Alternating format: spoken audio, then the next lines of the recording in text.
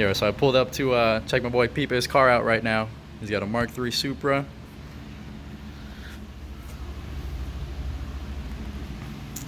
One J single turbo, just got it back from the shop.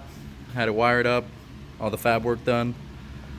It's kind of cool to come in, look at how other people do their work, their routing, their wiring jobs, fabrication. It's pretty sweet. Again, it's nice to get some inspiration. But yeah, let's hear it.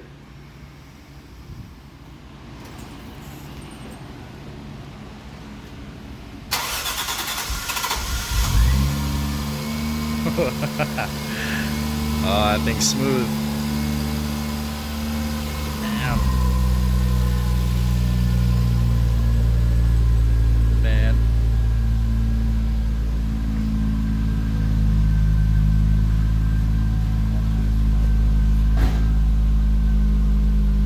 Sick. Getting me pumped.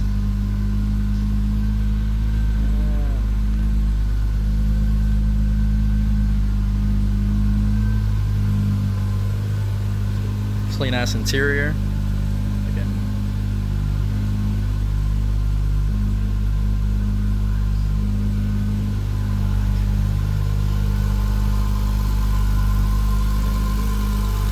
Mac boost controller, single turbo, smart coils, clean.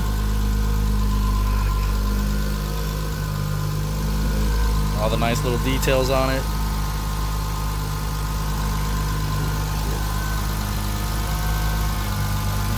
Relays for the fans. Nice little mount. So, inspiration. Flex fuel. Got it going on. So, it's hot. Let's tune it. Hell yeah. That's it, man. So we drove it to the gas station in first gear only. It's not tuned yet, so we can't give it any gas. I can just put it in gear and kind of just drive it off that way. But looking good. Should be going to the dyno tomorrow. See what it does. So I was hanging out with Peepa yesterday, and he was waiting for a phone call from his tuner to let him know that they're ready to tune his car. And he got the call yesterday, and he just called me today saying they're on the dyno right now. So I'm heading over there. Go see what they got going on. Some more motivation. That's always a fun thing to get, and go show some support. He's shooting for 600 horsepower on E85 with a 1J and a Borg Warner turbo. Shouldn't be an issue, so show up, see what they got going on. Made it here to AG Auto Sports. Good looking cars in the parking lot.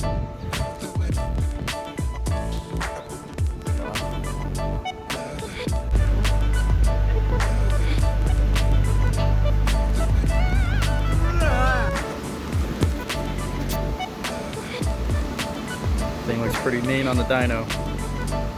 But he said he's having issues with the fuel pressure they're trying to figure out right now.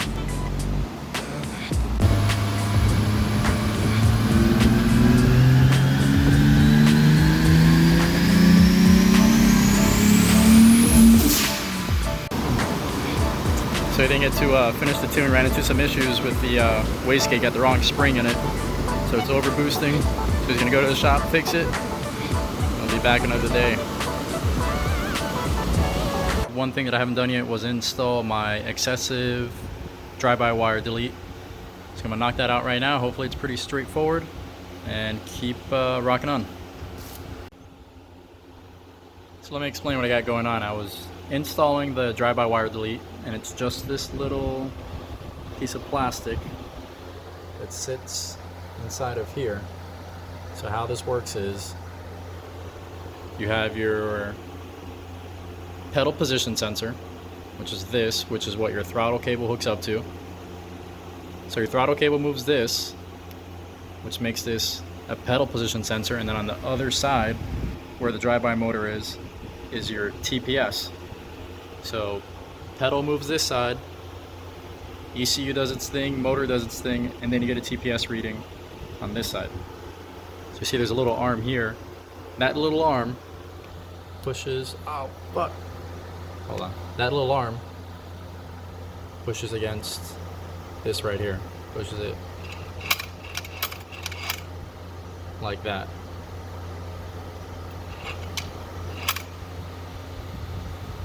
But it only does it the last 10%. So that arm, when it's sitting in here, it's sitting somewhere like over on this side. So you give it throttle, give it throttle, give it throttle, and then finally that last 10%, it opens it up. So then with the drive-by-wire delete kit, it fills in the gap right here. Basically, you see this? It sits right here, basically, fills all this in. So then the motor, not the motor, the arm, actuates it from the very beginning.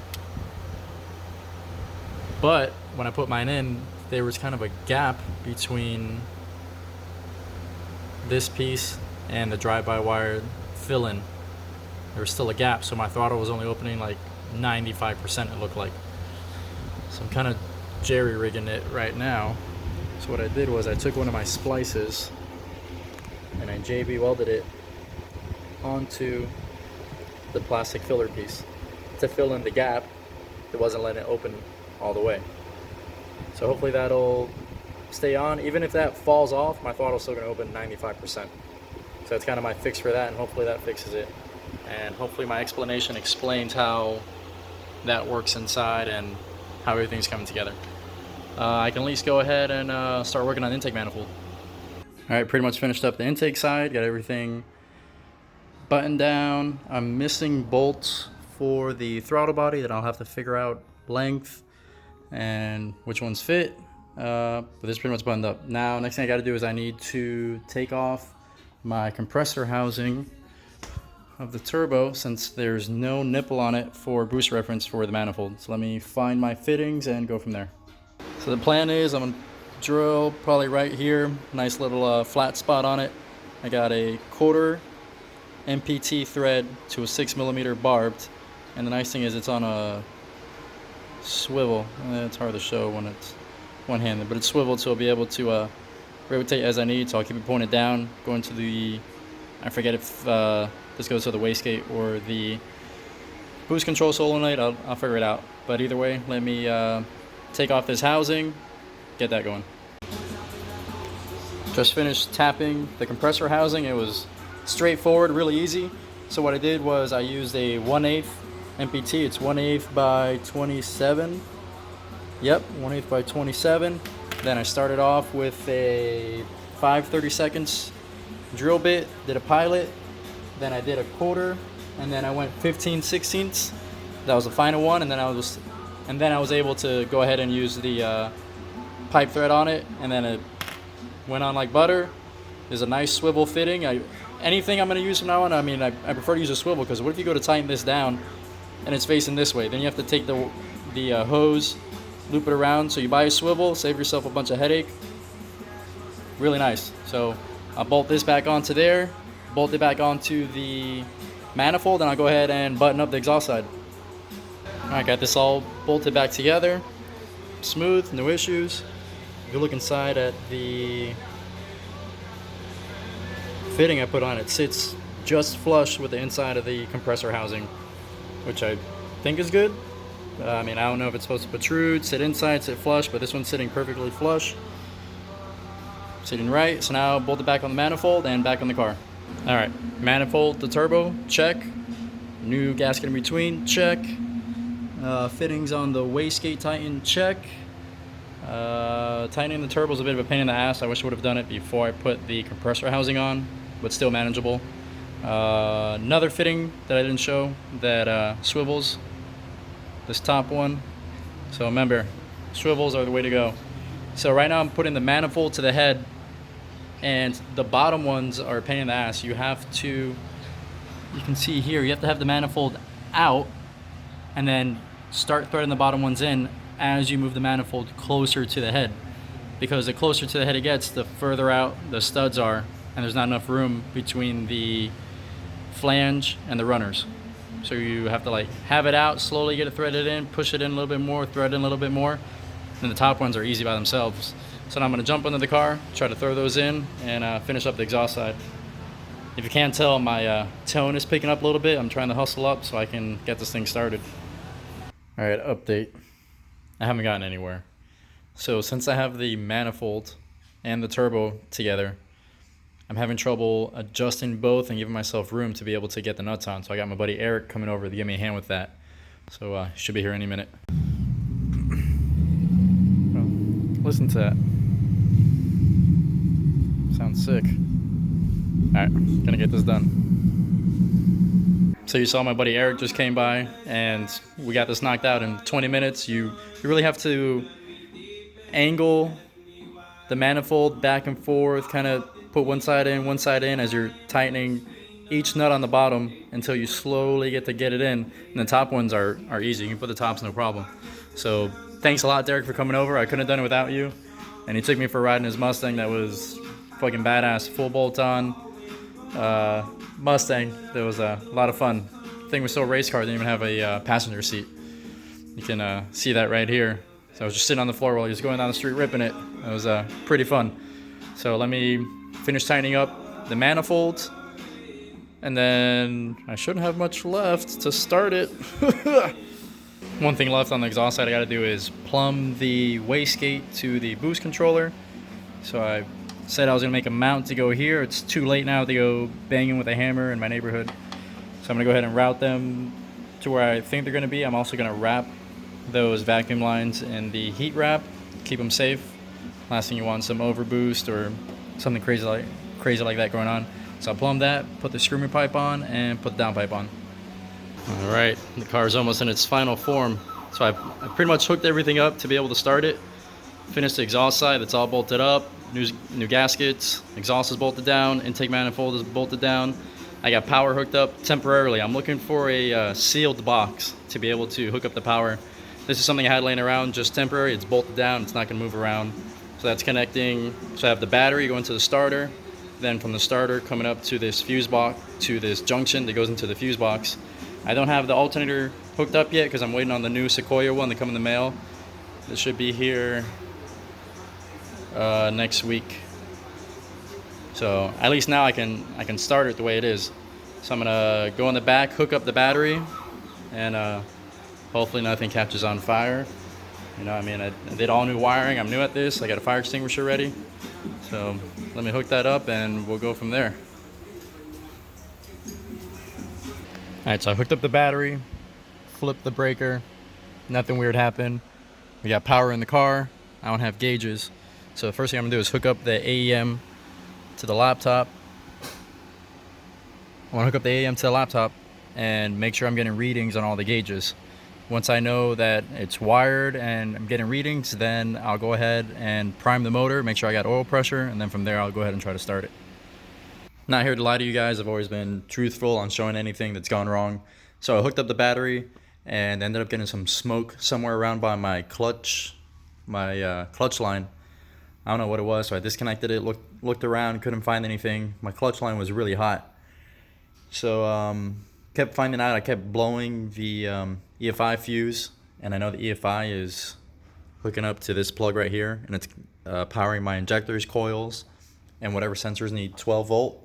So I went through and I checked with an ohm meter, see which one of the plugs was grounding out, found out it was the one that's supplying 12 volts. So that one supplies 12 volts to the VVTi, VSS, and flex fuel sensor. So lucky for me, I can just de-pin that one pin on that plug, and I can still start the car, but I still need to break into the harness and figure out where I'm getting a short between the plug and those sensors. So that's something I'm gonna have to deal with. But for right now, it's de-pinned, and I can go ahead and continue on with trying to start the motor. I'm waiting for my buddy John to get here. He's gonna hold the fire extinguisher for me, just in case. Worst case scenario, better safe than sorry. So I went ahead, I already hooked up the laptop, I configured the sensors, did TPS. So that's all looking good. So waiting for him to get here and we'll get rolling. There is the man of the hour that I've been waiting for. Sweet ass truck.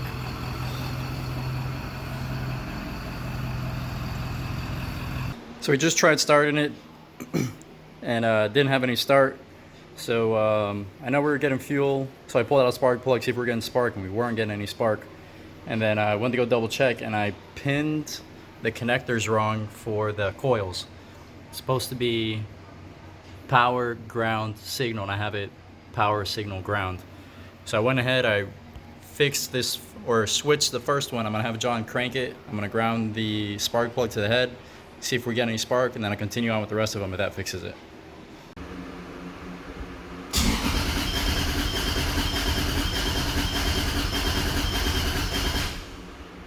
All right, so if you can tell, it's kind of dark out now. So I've been inside all day beating myself up. I swapped out the pins on the first coil. I grounded it. I tried to start it. I wasn't getting any spark. And I was just beating myself up. I couldn't figure out what it was. And then finally it dawned on me. So when I made this harness for the coils, I grounded on the valve cover. You can see right there that first bolt. But originally the ground in the back for the valve cover was on the left side. So the coils were grounded to the driver's side valve cover, but I ground the left one to chassis, so the driver's side wasn't being ground to chassis, so I wasn't able to complete the circuit. So once I moved the chassis one over to it, I started getting spark. So now what I'm gonna do is I'm gonna go ahead and repin the rest of the coils correctly. Somehow I overmissed it. Luckily I caught it now. I'll do that. It's kind of late right now, but I don't give a fuck. I'm gonna try to start the car anyways.